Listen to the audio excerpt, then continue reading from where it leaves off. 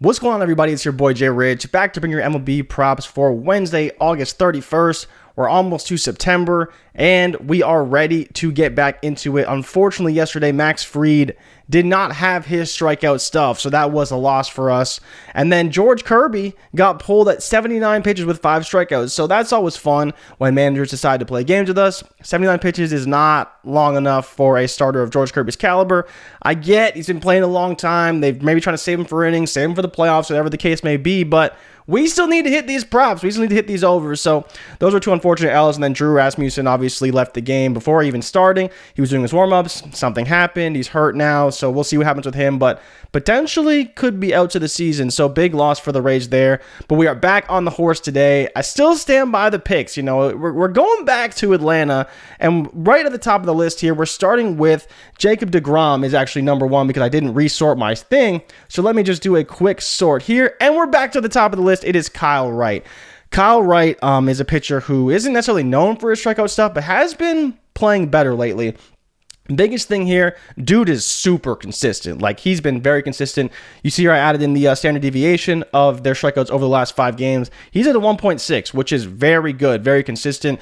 His line on PrizePicks right now is 5. The lowest strikeouts he's had over the last 6 games is 4, and he's hit at least 5 strikeouts in 5 of those last 6 games. He's coming off 2 games where he had 7 strikeouts and 8 strikeouts. Game before that, he had 5. So I think fine is a very good line for him. You see, what he's been doing over the past little while. The K rate for the Rockies still remains around 25%. The called swing and strike rate still almost 30%. So a lot of things working in his favor. If he has his strikeout stuff, I think he's going to go over. Again, a guy who can strike out a guy per inning, which I think is very fair. He's gone 6 innings or more in his last 8 straight starts. So again, you basically need to get a strikeout per inning, which he can do if he's on. And again, if he doesn't do that, we can still push with 5. So I think there's a really good chance he goes over in this matchup. He's a guy I love to target in this game. I think he's in a great spot.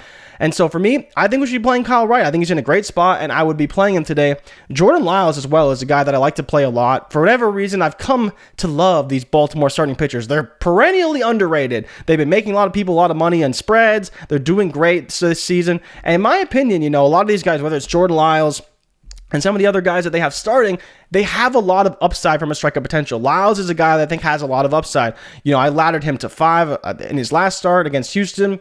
He was fine. Like, he was good enough. Again, you don't necessarily want to play these guys all the time, but against Cleveland, the biggest concerns are not striking out a ton. But outside of that, he has the K upside to get to 5, and that to me is all that matters. I'm projected for 4.6. The deviation is a little bit higher because he had a really big K game not too long ago, and he's had a couple of duds.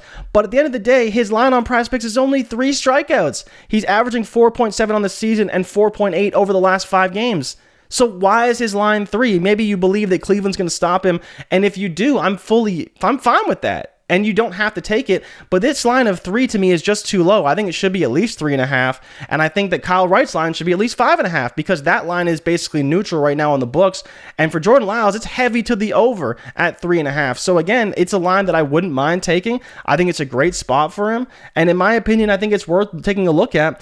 I think I like Tristan McKenzie, his opponent, a little bit more. His line's only 5.5 on DK and on PrizePicks. I'm projected for almost 7 strikeouts. His deviation is high, yes. He has a 4K game, a 3K game, an 8K game, a 7K game, and then the massive 14 strikeout game he had 2 starts ago. And that's the main reason why his deviation is so high. But at least it's high to the high end. We know that McKenzie has massive upside potential if everything goes right for him. You see 6.1 Ks on the season, last 5, 7.2, mostly bolstered by that 14K performance, but still has a 30% K rate. Their team still striking out 25% of the time. And then on top of that, both of them have around a 30% called swing and strike rate. So lots of things working in his favor. Again, another great matchup for McKenzie.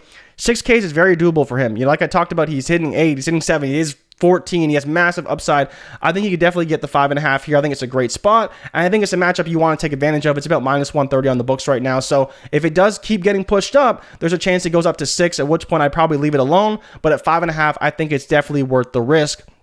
The other guy that's looking pretty good with a slightly lower total is Michael Wacha. I think it's a little bit better on the sportsbooks than it is on PrizePicks, because PrizePicks you do have to hit 4, but it's still not a bad bet overall. It's not one I'm taking right now because, again, if it was 3.5, all over. And I think it might have been 3.5 very early this morning. It's been since bumped up to 4, but even still, I think he's a guy who has had a lot of potential recently. And you see over the last 5 games, 6.3 strikeouts for Wacha.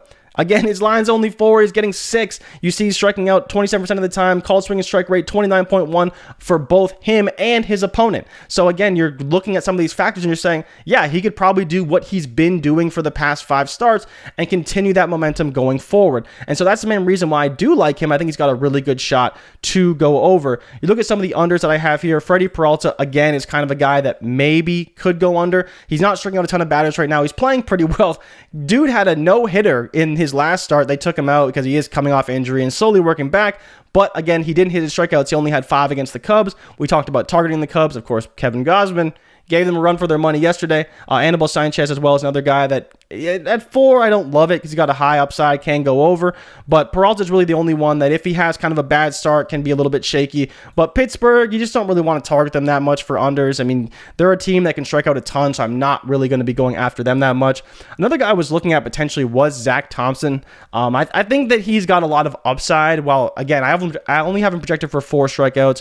He's listed at 4 on PrizePicks, so literally I have him set for a push, which is natural. But again, I think the biggest thing is that he's a guy who they will let go. He's got some K upside, so I do like him.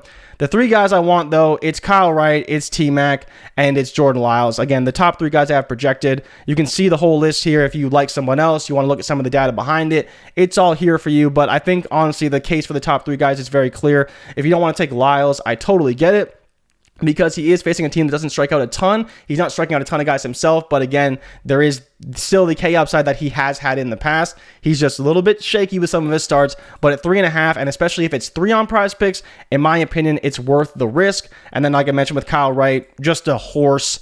6 innings or more, pretty much guaranteed. He's done his last 8 starts. He's striking out guys almost 5 every single game. It's just the one game he didn't, but gone over or pushed in 5 of his last 6. So you're getting some pretty good value there. I still think Colorado is a team that can strike out quite a bit. And so that's kind of what I'm looking at today. I think those are the key guys you want to target, and in my opinion, are the best bets overall. If you tail, give them hell, and if we fail, do not bail. I'll be back with more picks and bets tomorrow. I'll see you guys later, and I'm out. Peace. A lot of names that if you're not a Pirates fan, you probably don't know. He's the closest thing we've seen to Mike Trout. Yeah, best team in the American League. The Yankees have the most intimidating lineup in baseball.